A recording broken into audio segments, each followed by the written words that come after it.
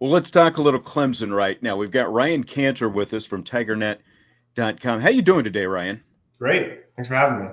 Absolutely. Appreciate you doing this.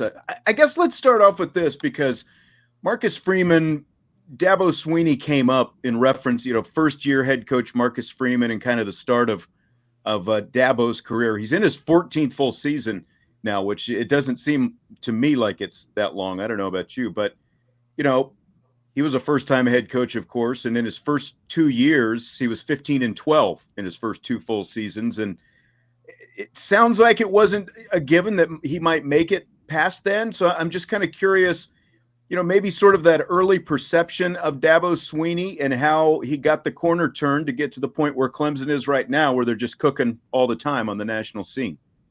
Yeah, no, it definitely wasn't a foregone conclusion that he would get the job or that he would keep the job. They went 6-7 in 2010, lost to South Florida in the Meineke Car Care Bowl, which was in Charlotte back then.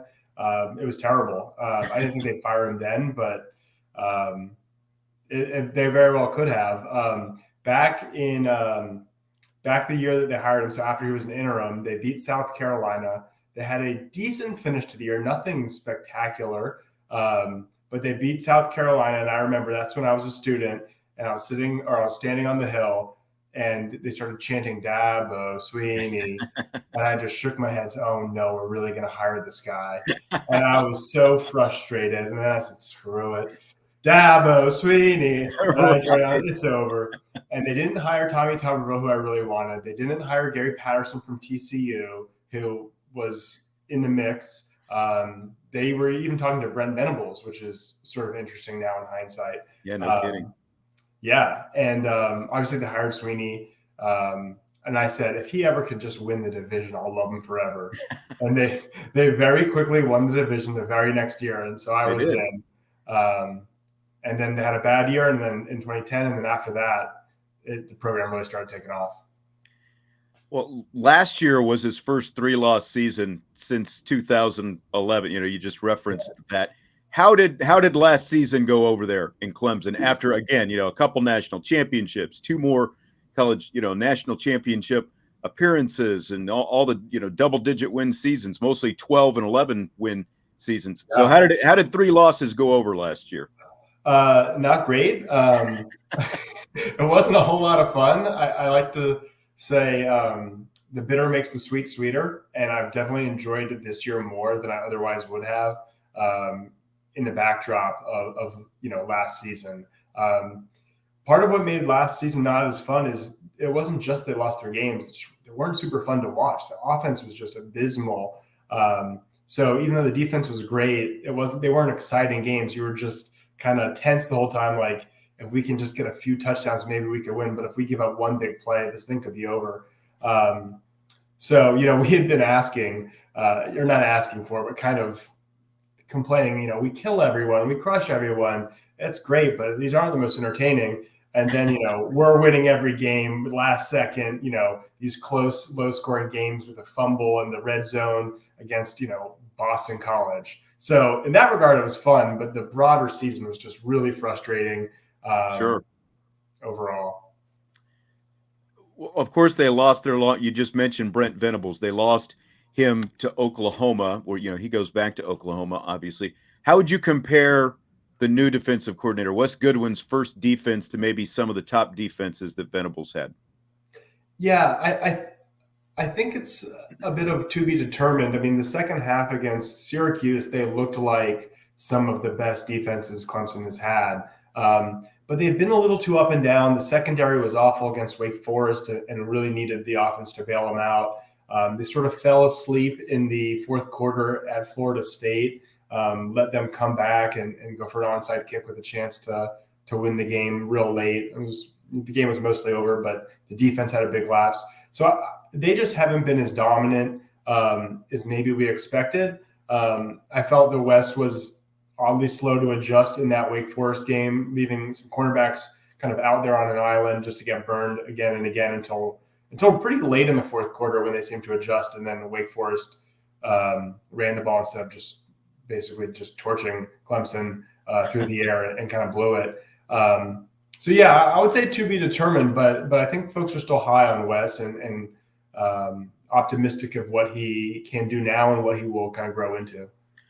Well, they got a new offensive coordinator as well because Tony Elliott went to Virginia. Brandon Streeter, what's kind of his popularity level, I guess, right now? Yeah, so folks were not happy when he got promoted, to say the least. But part of it is where are the expectations, right? And the expectations for the defense are to be maybe the best in the country, right? Like right up there with Georgia, in the top 2 or 3 or 4 defenses. The offense has not been as good as the defense, but I think I and others are more impressed and pleased with Brandon Streeter than West, just because of where expectations and who they were replacing. I think a lot of people are comfortable saying that the offensive coordinator position has been upgraded. Streeter's more willing to use the tight ends. He's more willing to use tempo. He's more willing to he has more of a killer instinct. There was a play, I want to say it was against Florida State, where was it Florida State? Clemson had gotten the ball. No, yeah, off a big fumble, and right away they went for the kill shot, and they did like a flea flicker with reverse attached, and then bombed it to Jake Briningstool. Yeah, it was Florida State, and Briningstool got it in for a touchdown and kind of ended the game. And that kind of killer instinct, rather than just inside zone, maybe a screen pass. Right. It's more fun, and it's kind of brought the fun back. It's not just winning. We're a fun offense again. So I'm real impressed with Brandon Streeter. Very interesting to hear that, especially when Irish fans probably around here hear that based on what they think about Tommy Rees right now. I think one of the biggest questions people around here, the question that we've got this week the most, who's going to start at quarterback? Because Cade Klubnik replaced DJ Uiagalelei in the Syracuse game, of course. DJ's number one on the depth chart that they released this week. Is there any reason to believe that he won't start this Saturday night? No. DJ Uiagalelei is your starter for sure. Cade, he wasn't really relied upon too heavily in that game against Syracuse when he came in. He was kind of a steadying force more than anything else. I think it's pretty well established. The coaches have been almost over the top and making that point clear. So I think you'll see DJ start. Do you think there's any chance we see both of them, though? I thought that earlier in the year, but they've really only used Klubnik in garbage time. So yeah. So hopefully there's garbage time, right? Well, I guess garbage time comes in different forms, right? It's in the eye of the beholder. That's right. But I don't think we see him unless that happens. I mean, Uiagalelei has had a good season statistically, but the 2 interceptions against Syracuse, didn't throw any touchdown passes. How would you describe the season that he's had, especially after a full season that he had last year? Yeah, so I'll go back to kind of what I was saying before. A lot of sort of evaluation of players and coaches is based on what expectations you had for them coming in, right? So last year was a huge disappointment, right? He was a 5-star recruit who played a little bit in 2 games, was obviously amazing against Notre Dame, despite Clemson losing that. So he was a huge disappointment last year. Now we've reset expectations based on that tough year last year, and he's blown away expectations. So I think everyone's extremely happy with what he's done. He's not quite in the very, very upper, top 3 or 4. He's, not Hendon Hooker or, that very, very elite Drake May top 3 or 4 guys, but he's right there, the tier below. Okay. So you got to be pretty happy with what he's done this season if you're a Clemson fan. Well, from a yardage standpoint, the 439, of course, that he had against Notre Dame 2 years ago is the best game that he's had. Is that the best game of his career to this point? I think you might look at that Wake Forest game he had earlier. Okay. Some of those throws were pretty tough. There was one where there was literally a guy on his leg, and his leg's kind of, being pulled, and he's standing on one leg and just with his arm throws it for a touch. I think it was a 2-point conversion. That was pretty outstanding, that whole game. So I might say that was actually his best game. Clemson's coming off a bye last week after the win over Syracuse. What's maybe the biggest thing that they needed to address during that bye week? I think a lot of it's getting healthy, staying healthy. Back in 2020 when Clemson and Notre Dame split, a lot of Clemson fans were preemptively salty going into the first of the games. And I actually picked Clemson to lose that game because there were so many injuries. There was a lot of Clemson fans saying, well, this is diet Clemson. This almost doesn't count. Obviously, it counts just the same. You guys made the playoffs, so all is good. But Sure. Clemson's pretty healthy this year. They've got Brian Brzee finally healthy after he missed games for both obviously personal reasons with his family, but also he had a kidney infection. He was coming back last season from shoulder and knee surgery, so he's healthy. Xavier Thomas is getting healthy. The defensive end, who's a great pass rusher. Sheridan Jones, who missed a bunch of games this season with the Stingers, Clemson's best cornerback. He's back. Andrew Makuba had an elbow issue, and he's been wearing a brace. I don't know if he's 100%, but getting that extra time helps him a lot. He was one of Clemson's best defensive players last year, and his PFF metrics this year are pretty bad. So injuries definitely been affecting him. So I think just getting healthy more than anything, and maybe giving DJ some time to reset after his only truly bad game this season. So if you're Notre Dame, what do you think should be your biggest concern from a Notre Dame perspective facing this Clemson team coming into this game Saturday night? Yeah, so I think Notre Dame's – they've had some real stinkers, but I think when they play well, they're a good team. But I think that the way they find success is a bad matchup for them against Clemson.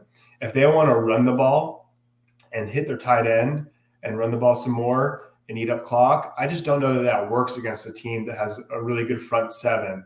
And then if you're not, Wake was successful because they have great receivers and they run a dynamic offense. It's kind of says our receiver's better than your cornerback. You guys in one-on-one will win, and they did. And that's kind of the opposite of Notre Dame's system, where they're going to kind of try to push us around. So I just don't think that bodes well. I think you're going to have to really kind of zig where you're not comfortable.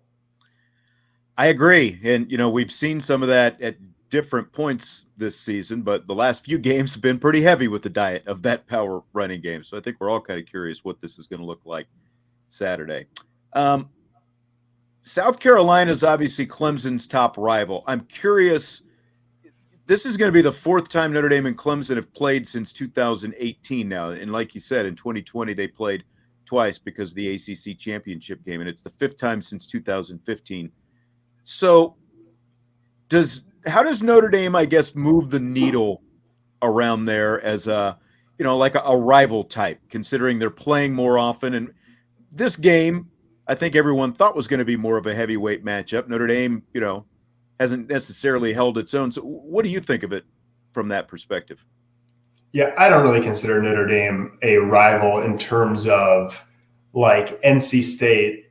I hope they lose every game, or even Georgia Tech to a lesser extent, Florida State, kind of same thing. Like I root against them because I don't like them. Aside from the fact that, you sort of need these teams to win to pad your resume, but putting that aside, Notre Dame's not one of my top 5 least favorite teams, or probably not top 20 least favorite teams.